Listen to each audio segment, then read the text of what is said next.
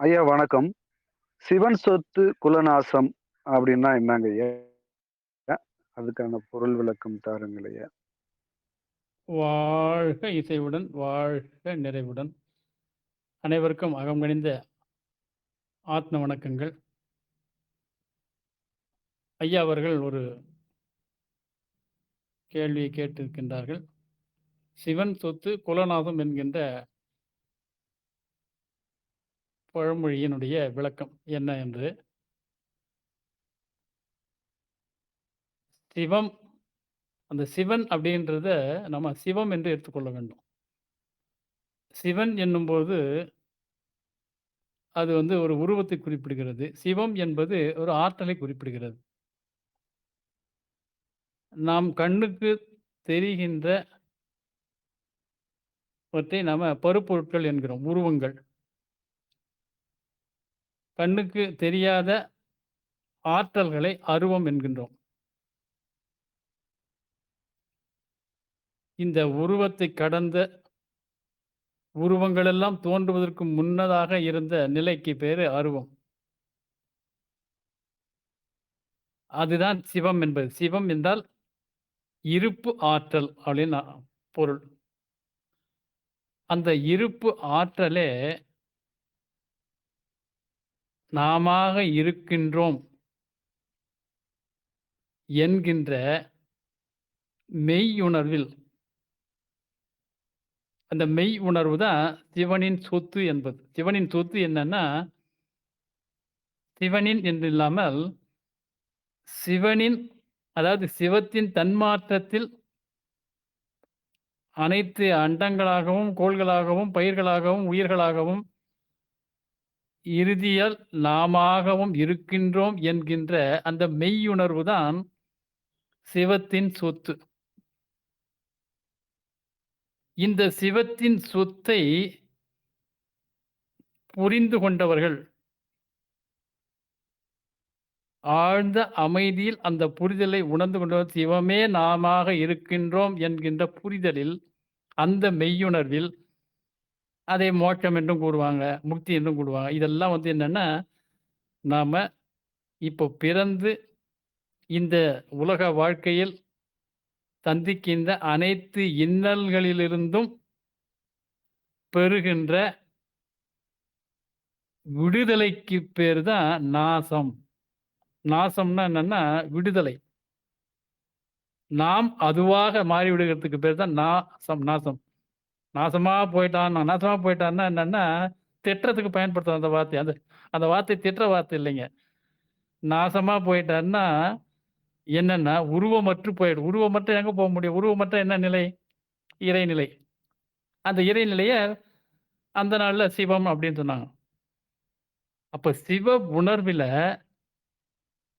நாம என்ன செய்கிறோம் என்றால், எதிலயும் பற்று இல்லாமல், ஆனா அதே நேரத்தில இல்வாழ்க்கை, அதாவது நம்ம இயல்பு வாழ்க்கையில உயிரோடு இருக்கும் பொழுது, பிற உயிர்களோடு இணக்கமாக நாம் சிவத்திலிருந்து வந்த பல்வேறு வேடங்கள், பல்வேறு நிறைநிலையில் ஒன்றாக இருந்தவர்கள் முன்பின்னாக நாம பிறந்து வாழ்க்கையை நடத்தி கொண்டிருக்கிறோம் என்கின்ற பேருணர்வில். என்ன உணர்வு? பேருணர்வு. பேருணர்வு என்பது என்ன? தானும் மற்றவர்களும், மற்ற உயிர்களும், அண்ட கோள்களும் எல்லாமும் அந்த ஒரே இருப்பு ஆற்றலின், அந்த இருப்பு ஆற்றலுக்கு ஒரு பேர் தாங்க சிவம். அந்த சிவம் என்பதை சிவன் என்ற ஒரு எழுத்து மாற்றி உருவமாக கற்பித்து விட்டதால். ஏன் கற்பித்தார்கள் என்றால், இந்த கருத்துக்களை புரிந்து கொள்ள இயலாத, இப்போ இந்த கருத்துக்கள் எல்லாம் துவங்கிய பல ஆயிரக்கணக்கான வருடத்துக்கு முன்னால இருந்தவர்களுக்கு இந்த சிவம் என்பதை புரிந்து கொள்ள அவர்களால் இயலாத போது அவர்களுக்கு அந்த உருவத்தை கற்பித்தார்கள். ஆனால் அது எதுவரைக்கும் அந்த உருவம் தேவை என்றால், அந்த வழிபாடு அப்படின்னா, இந்த கருத்துக்களை புரிந்து கொள்கிற பக்குவம், அதாவது ஒருவர் வயதுக்கு வர்ற பக்குவம், அதான் அதான் மெச்சூரிட்டின்னு சொல்றது. அந்த வயது வரைக்கும் இந்த சிவத்தை உணர்ந்து கொள்ள முடியாது. சிவம்னா என்னன்னு சொன்னா, எவ்வளவு சொன்னாலும் அந்த அறியா வயதுல அந்த வளர் இளம் பருவம்னு சொல்றது. அந்த பருவத்துல அப்போ நாம அந்த பருவத்தை தாண்டி அந்த இளமை பருவத்தை தான் நாம பிரம்மச்சரியம் அப்படின்னு சொல்றோம். பிரம்மச்சரியம் என்பது இளமை நோன்பு. இளமை நோன்புல என்ன நம்முடைய நோக்கம் அப்படின்னா, உயர்ந்த ஒழுக்கங்களை தெரிந்து கொண்டு பின்பற்றுகின்ற பயிற்சி எடுக்கின்ற ஒரு பருவம் அது. அதை தாண்டி நாம் வந்துட்ட பிறகு இந்த உணர்வை பெற்று அந்த உணர்வோடவே அந்த உணர்வோடவே நாம வாழ்க்கையை வாழும்போது எதிலும் நமக்கு பற்று இருக்காது.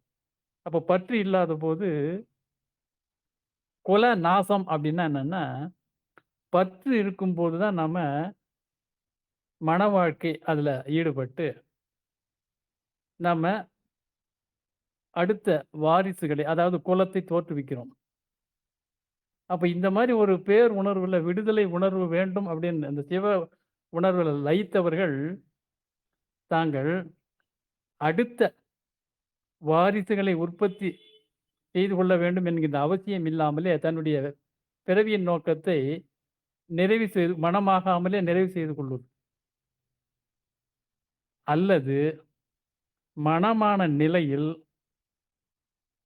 குழந்தை பெற்றுக்கொண்ட பிறகு மேற்கொண்டும் அந்த ஆசை ஆசாபாசங்கள் என்று சொல்லக்கூடிய தான் தனது என்கின்ற அந்த பற்றுக்களிலிருந்து விடுபடுவதற்கு பேர் தான் குலநாசம். அந்த குலம் என்றால் என்னன்னா, குலம் அப்படின்றது நாம நினைக்கிற மாரி வாரிசுகளை மட்டும் குறிப்பதல்ல. நாம் பற்றிக் கொண்டு இருக்கின்ற தான் என்ற அதிகாரப்பற்றும், தனது என்ற மக்கட்பற்றும். இதுதாங்க அந்த குல நாசம் அப்படின்னு. சிவன் சொத்து குலம் நாசம்னா, இருப்பாற்றலே எங்கும் இறையாற்றலாய் இருக்கிறது.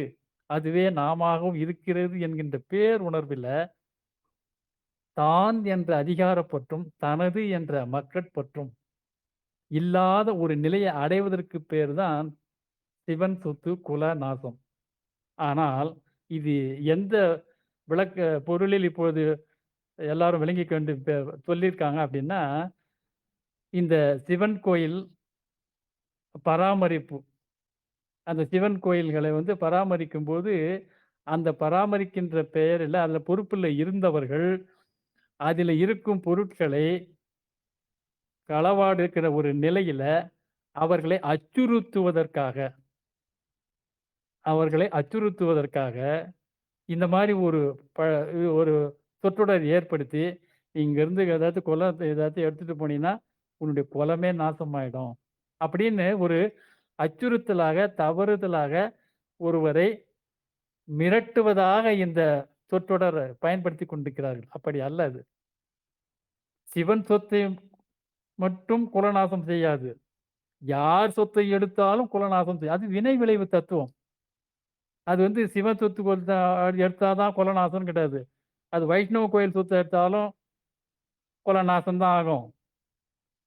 அப்போ நம்ம என்ன தெரிந்து கொள்ள வேண்டியது, அந்த நாள்ல அந்த சொற்றொடர் ஆரம்பித்த காலத்துல வேற கோயிலே கிடையாது. இருந்திருக்காது. அதுக்கப்புறமா மத்ததெல்லாம் வந்திருக்கும்.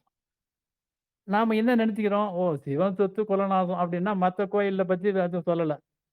இந்த மாரி ஒரு குறுகிய பொருளை எடுத்துக்கொள்ளாமல், சிவன் சொத்து குலநாசம் என்பது மெய்ப்பொருள் உணர்ந்தவர்களுக்கு என்ன மெய்ப்பொருள்? தானெனினும் பிறரெனினும் நிறையறிவில் ஒன்றே. நல்லுயிரில் வினைப்பதிவில் முன்பின்னாய் உள்ளோம். ஊனுருவ தோற்றங்களில் எல்லை உருவாக்கி வேறுபடுகின்றோம். ஏன், என்ன, எப்படி என்று ஆய்ந்து வரை கடந்து வரைன்னா எல்லை கடந்து நாம் அனைவரும் ஒன்றே என்கின்ற பேர் உணர்வில் அதான் சிவன் சொத்து. என்னது?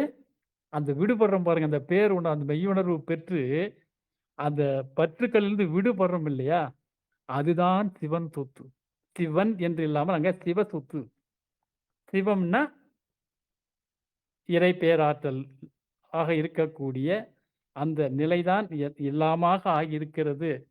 அழுத்தமெனும் உந்து ஆற்றல் ஒன்றே. அந்த அழுத்தத்தை தான் சிவம் என்று சொல்கிறோம். அழுத்தமெனும் உந்து ஆற்றல் ஒன்றே, அணு முதலாய் அண்டகோடி அனைத்துமாகி, வழுத்துமோர் அறிவு முதல் ஐந்தும் மாறும், வகை வகையாம் உயிரினங்களாகி, முழு திறனுடன் இயங்கி முடியும், முழு முதற் பொருளேனும் அறிவாயாற்றும், பழுத்த நிலையடைகின்றோம், பதமடைகின்றோம், பரமானந்தம். அந்த பரமானந்த நிலைதான் சிவசுத்து. அப்ப அந்த பரமானந்த நிலை எப்படி அடைய முடியும்னா, நாம நம்முடைய முற்கால பயணத்தை, நம்முடைய பிறவிக்கு முற்பட்ட பயணத்தை அப்படியே பின்னோக்கி சென்றோம்னா, இப்போ இந்த கவியில சொன்ன அவ்வளவும் நமக்கு அகக்காட்சியாக தெரியும். என்ன அகக்காட்சியாக தெரியும்? அழுத்தம் எனும் உந்து ஆற்றல் ஒன்றே.